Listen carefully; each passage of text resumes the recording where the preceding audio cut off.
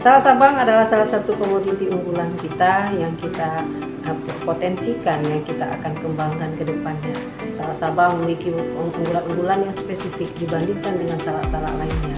Mencermati hal tersebut, ada terjadi perbedaan spesifik baik dari segi fisik maupun cita rasanya, sehingga salak Sabang yang tadinya lahir dari tanaman-tanaman induk yang lainnya akhirnya bisa menghasilkan sebuah varietas yang sudah kita daftarkan, sehingga pada nantinya kita berharap akan dilepas oleh Menteri Pertanian menjadi varietas unggul nasional.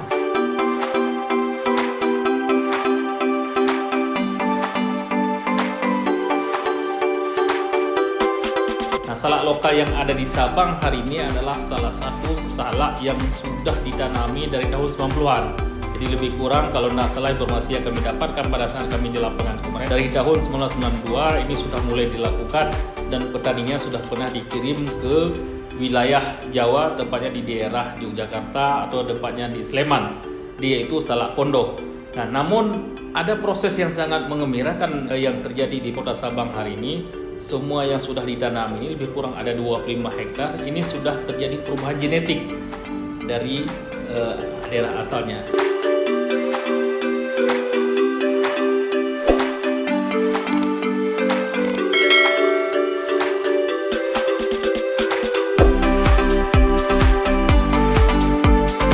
Dan harapan kita ini sudah kita lakukan identifikasi pada saat awalnya bahwasanya posisi salak Sabang hari ini berpeluang untuk kita jadikan dia sebagai salah satu varietas unggul nasional yang insya Allah ini sedang dalam masa proses.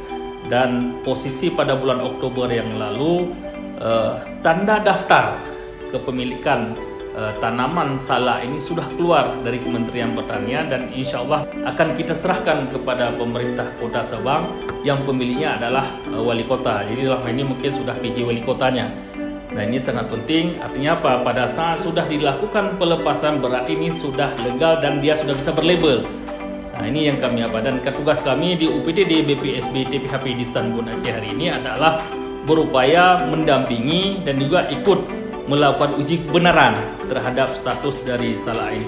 Dan ini sudah kita lakukan, prosesnya sudah terjadi dan insya Allah dalam beberapa bulan ke depan harapan kami ini bisa segera dilakukan sidang pelepasan varietas.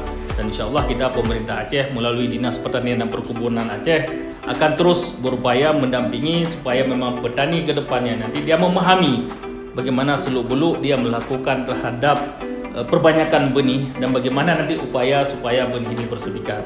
Dan insya Allah kita dari UPSP dengan jargon dan berkat nantinya akan ikut mendampingi petani tersebut sampai tuntas mereka keluar nanti benih yang berlabel. Yang patut kita apresiasi adalah pemerintah Kota Sabang. Mereka sudah mencoba berupaya melakukan supaya melakukan eksplorasi, observasi, identifikasi terhadap salak lokalnya. Dan ini akan menambah denyut nadi dari perekonomian dari masyarakat. Dan saya yakin apa yang dilakukan oleh Sabang ini mungkin akan menjadi spirit bagi daerah-daerah lain supaya memang ada upaya supaya benih-benih yang berlabel nantinya yang bisa diperjualbelikan baik itu dengan uang pemerintah maupun juga menggunakan uang-uang sumber lainnya. Ini harapan kami ke depan ini akan menjadi komersil dan juga akan legal diperjualbelikan baik itu menggunakan uang pemerintah maupun yang diedar di lapangan.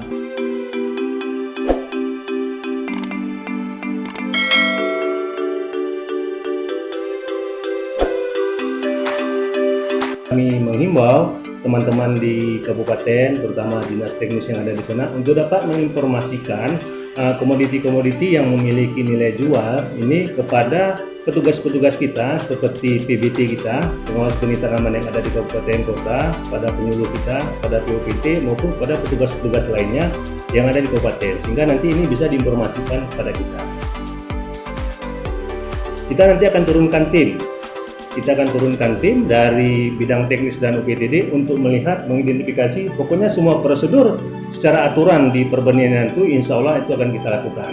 Kalau kita tidak dapat pohon induk, kita nanti akan mencari DNA. Jadi DNA itu tidak hanya pada manusia, pada tanaman dan pada tumbuhan juga ada. Untuk melihat DNA itu apabila ketelusuran benih sumbernya itu kita nggak tahu. Jadi sudah ada teknologi sekarang yang bisa untuk mempermudah kita bagaimana kita bisa mencari sumber induk dari benih tersebut.